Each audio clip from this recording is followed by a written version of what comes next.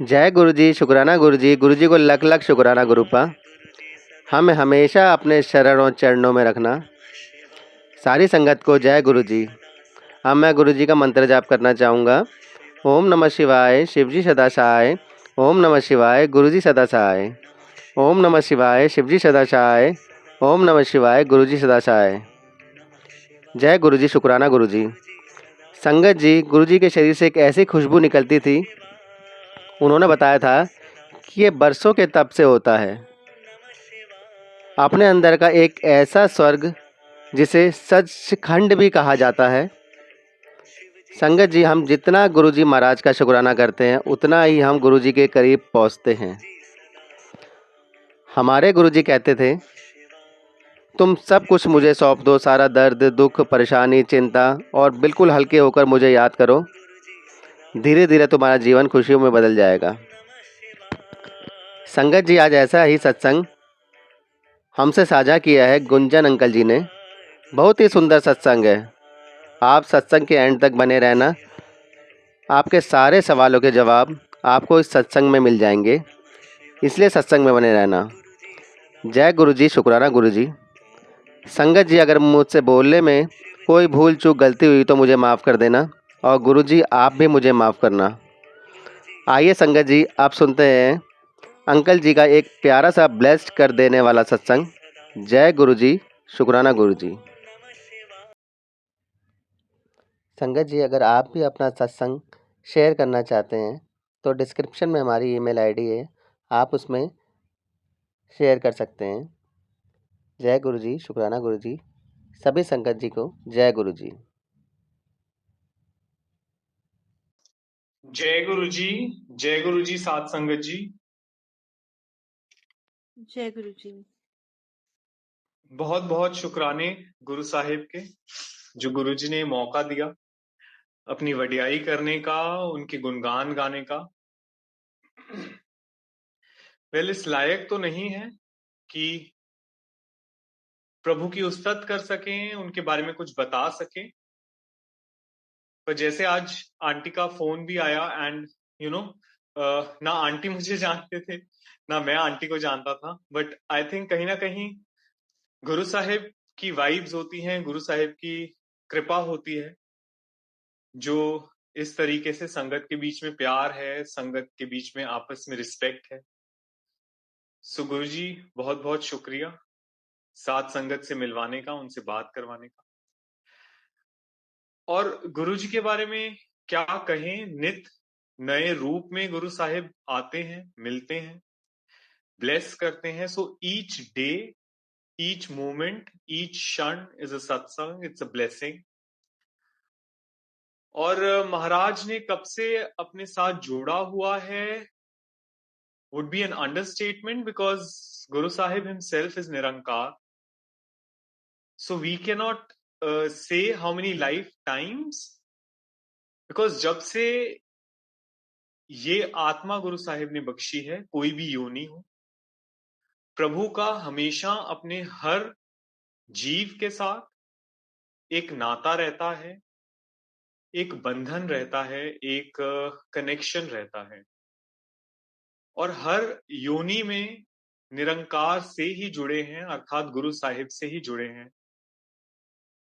और जो पूरा ब्रह्मांड है, पूरी सृष्टि है, वो गुरु साहिब के ही इशारों पर नाचती है। तो हम तो बहुत बहुत छोटी चीज हैं, बहुत बहुत नाचीज हैं। You know, the divine connection has been there throughout, not only for me, for all of us. It's a matter of time, it's a matter of his blessing that we do understand that it has been there, it is, and it shall remain there.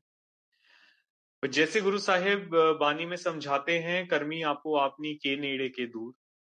जिस तरह के कर्म हम करते हैं, जैसी सोच रखते हैं, जैसे हृदय रखते हैं, उसी हिसाब से हम गुरु साहिब से दूर या पास होते हैं, but the connection always stage. मालिक ने पहली बार जब हम लोग गुरु साहिब के पास गए 2004 में, in his physical form, there were quite a bit of problems in our life. पर हम सच बोले तो एटलीस्ट मी एंड हमें नहीं पता था कि गुरुजी के पास प्रॉब्लम्स के लिए भी जा सकते हैं, या he heals or he blesses, and his blessings are for lifetimes. But yes, मेरी मदर को कैंसर डिटेक्ट हुआ था और हमारे फैमिली फ्रेंड्स थे, उन्होंने बोला कि आप गुरुजी के पास चलो। बहाना होता है, जरिया होता है। The call is always from the master himself. So प्रभु ने याद किया, ऐसा जरिया बना, ऐसी चीजें हमारी जिंदगी में हुई कि प्रभु के पास तक हम पहुंच सके। ना तो एहसास था that Guru Sahib is Nirankar himself, he is the God, the mighty God. But संगत जी,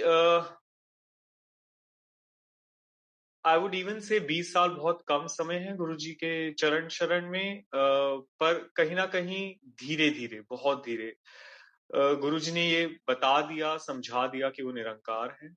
और जब 2004 में, I think it was summer time, जब हम लोग गुरु जी के पास पहुंचे, फर्स्ट टाइम जाते ही वो ऑरा जो था, वो डिविनिटी जो थी, वो महसूस होनी शुरू हुई थी।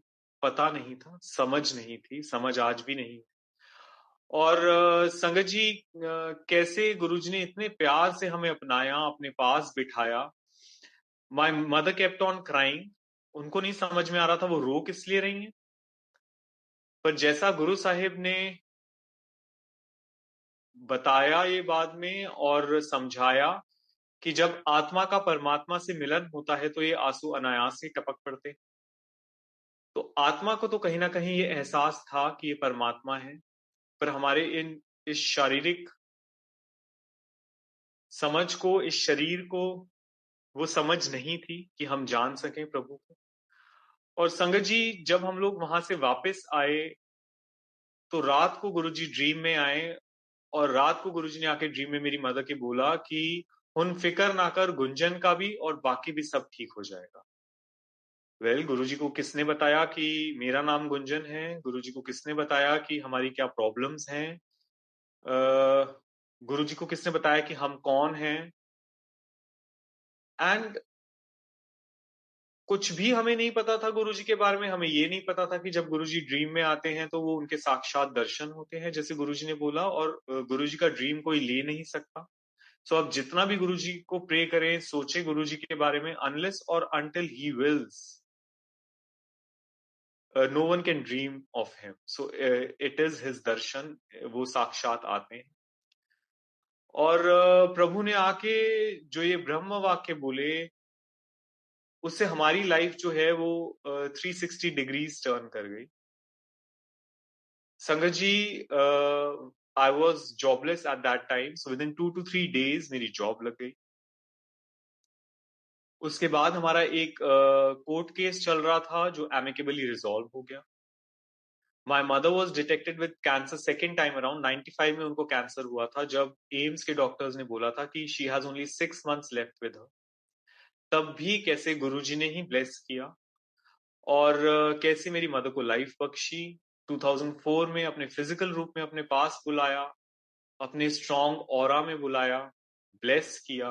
वेरी फर्स्ट टाइम में ही गुरुजी ने इतनी बड़ी ब्लेसिंग हमको दी। मेरी मदर जब एम्स में गए डॉक्टर्स के पास, तो डॉक्टर्स ने सारे रिपोर्ट्स देखे, स्कैन्स देखे, बोला कि मैम, हमने जो आपके पहले रिपोर्ट्स देखे थे उसमें क्लियर ट्यूमर दिख रहा था, अब जो आपके फाइनल ये रिजल्ट्स आए हैं, it is all clear, and आप जाइए ऐश कीजिए। Again we didn't knew that ये खूबसूरत शब्द जो हैं वो गुरु साहिब के ही हैं, कि जैसे गुरु जी बोलते हैं कि कल्याण कितना या जा ऐश कर। We didn't knew all these words, and गुरुजी से बात करने की इच्छा तक नहीं होती थी। Yes, there were fortunate ones जो गुरुजी के पास जाके गुरुजी से बात करते थे, या गुरुजी उनसे बात करते थे, तभी वो गुरुजी से बात कर सकते थे। बट जो हमें ब्रीफिंग दी गई थी वो ये था कि साहिब के पास जब भी जाएं कुछ भी ना बोलें, चुपचाप जाएं, साहिब को मत्था टेकें, गुरुजी के चरण स्पर्श करें, चुपचाप बैठ के लंगर प्रसाद ग्रहण करें, चाय प्रसाद लें, अपना ध्यान शब्द बानी में लगाएं, गुरु साहिब पे लगाएं, और वापस से जाकर हाथ धोकर आकर गुरुजी के चरण स्पर्श करके वापस अपने घर जाएं चुपचाप। You know the silence in itself is golden. Guruji ने एक बार मुझे बोला साइलेंस इज गोल्डन। सो कहीं ना कहीं आज ये चीज समझ में आती है कि कैसे उस ऑरा में कुछ ना बोलना इन इटसेल्फ इज दैट, कि आप उनकी ग्रेस को एक्सेप्ट कर पा रहे हो। आप किसी से आपस में बात नहीं कर रहे हो, किसी के साथ नंबर्स एक्सचेंज नहीं कर रहे हो, किसी की तरफ देख नहीं रहे हो, कौन आया है, कौन बैठा है, कौन जा रहा है। You know all, actually all these things are so irrelevant, they are so small. मतलब आप सोचिए कि अगर आप निरंकार के सामने बैठे हैं और अगर आप ये कर रहे हैं तो actually what we are doing. तो कहीं ना कहीं हम गुरु जी के ओहदे को बहुत छोटा कर देते हैं जब हम इनमें से कुछ भी करते हैं। हमारा फोन बजता है, हम फोन को देखते हैं।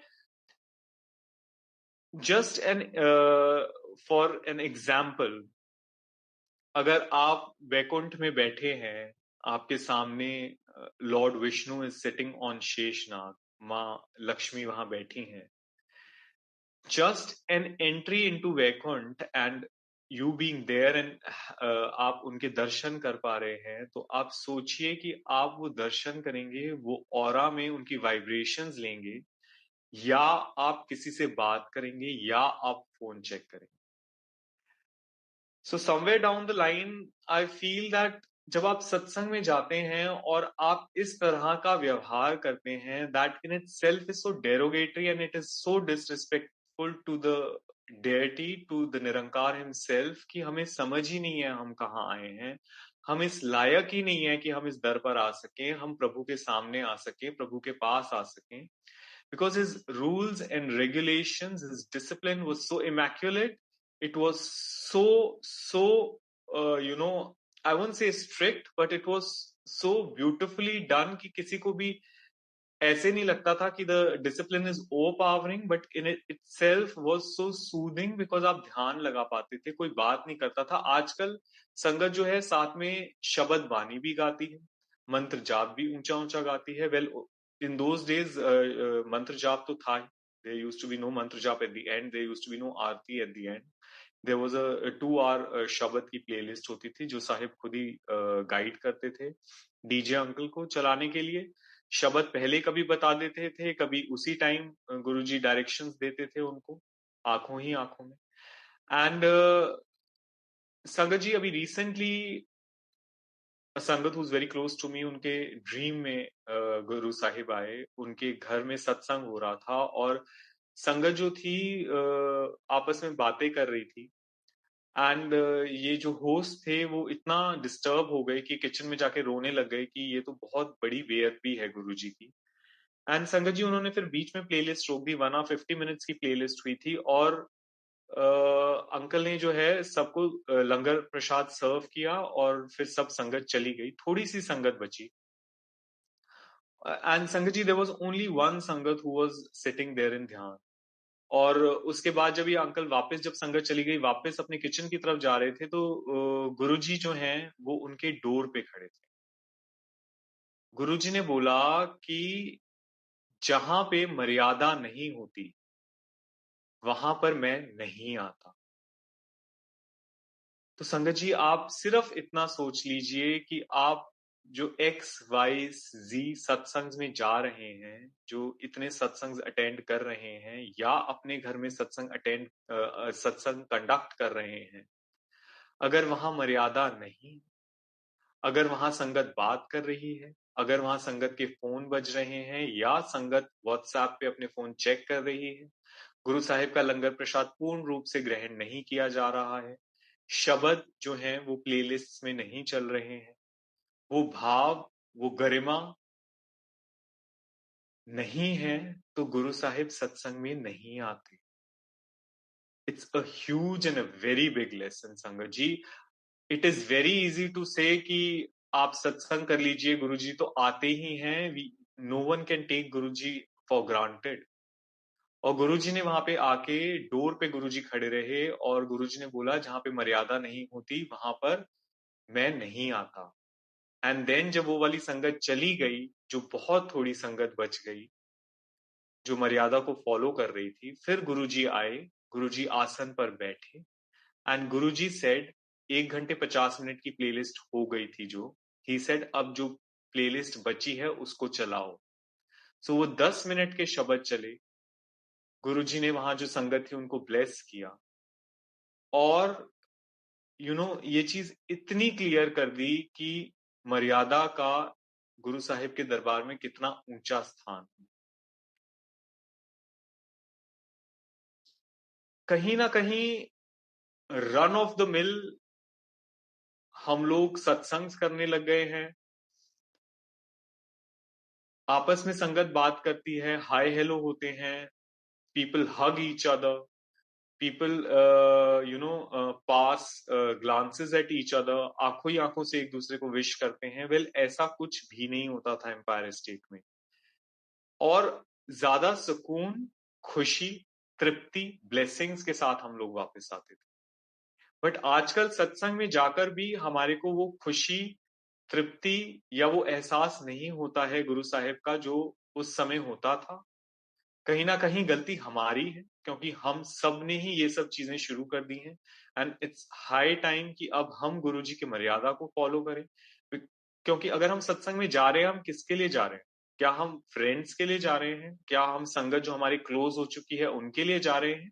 या हम सिर्फ और सिर्फ गुरुजी के लिए जा रहे हैं? And it is high time that we start going to satsangs for Guru Sahib himself, for Nirankar himself. So उस डिग्निटी के साथ जाएं, उस पॉइज के साथ जाएं, उस समझ के साथ जाएं कि आप साक्षात निरंकार के पास जा रहे हैं, उनके सानिध्य में जा रहे हैं, उनके चरणों की वंदना करने जा रहे हैं।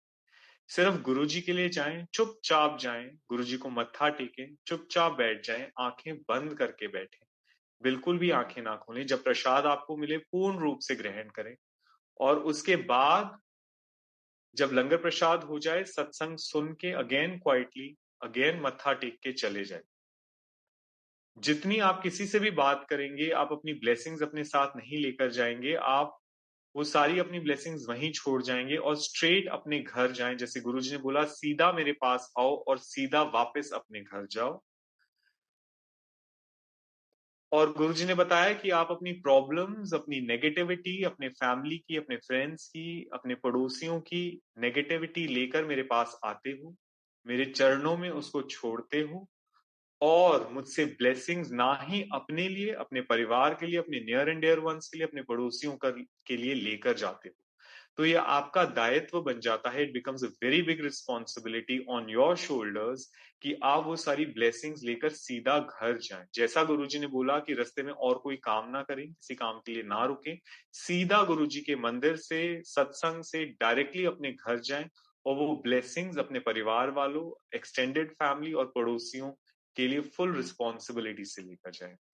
So, Sangat ji, Guruji has made this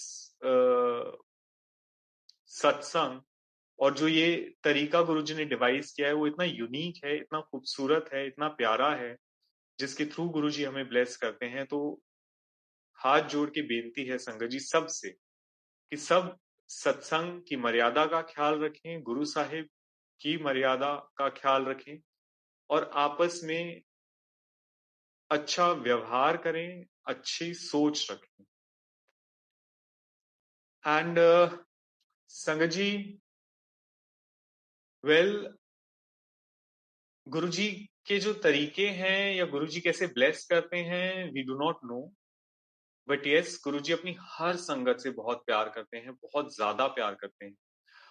और अभी जब गुरु नानक जयंती थी, उससे पहले गुरु साहिब के दर्शन करने बड़े मंदिर गए। जब बड़े मंदिर से वापस आ रहे थे तो शबद बानी की प्लेलिस्ट चल रही थी, और संगत जी जब मैं अपने घर आया, I was sitting on my bed, the lights were switched off, Sahib से ही कनेक्शन बनाने की कोशिश करते हैं, बनता है नहीं बनता है, no one knows. Of course the connection is there, but our realization is not up to the level that we can realize that the connection is actually and truly there. But Guruji के जो तरीके हैं, जब गुरुजी bless करते हैं तो समझ में आता है कि कितना अच्छा, खूबसूरत और प्यारा संबंध है हमारा गुरुजी के साथ। और वो शब्द बानी सुनते हुए, व्याख्या सुनते हुए अपने आप ही आंसू टपकने लग गए। क्यों टपके पता नहीं, कहीं ना कहीं ऐसी कोई चीज बानी में, शिव पुराण में प्रेयर्स करते हुए अपने आप ही हो जाती है कि अंदर से आत्मा जो है वो रो पड़ती है। क्यों होता है, अगेन ही नोज। संगत जी, and within few seconds मुझे गुरु जी के, गुरु नानक देव जी के रूप में दर्शन हुए।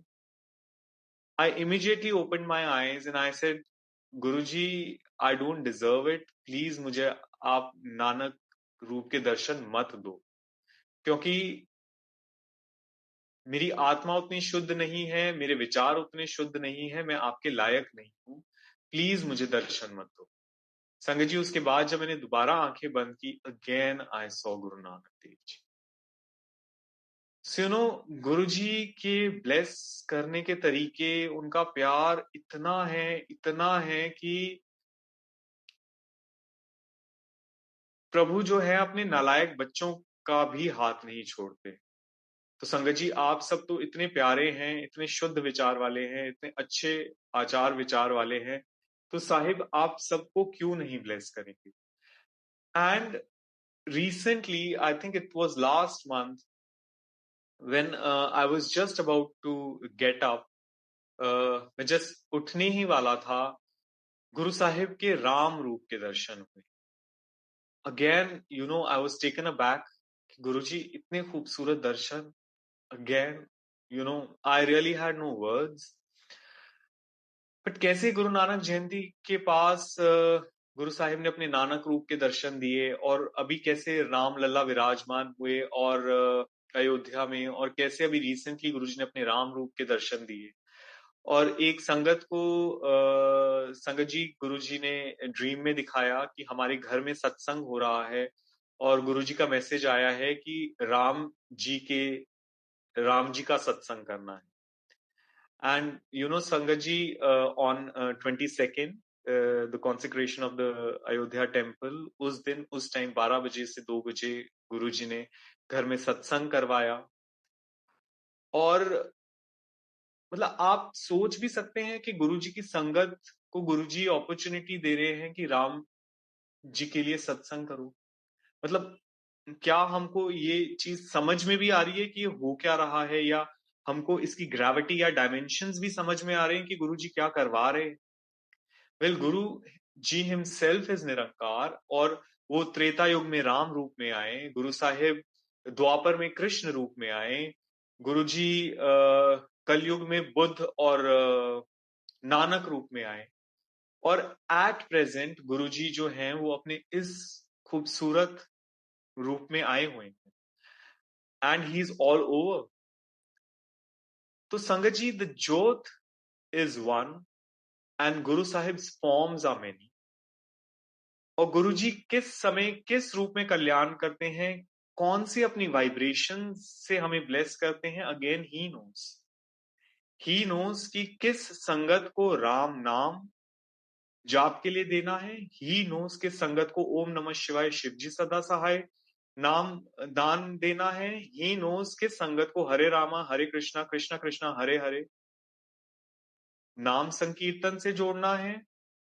ही नोज किस सोल की रिक्वायरमेंट जो है वो गायत्री मंत्र से फुलफिल होगी।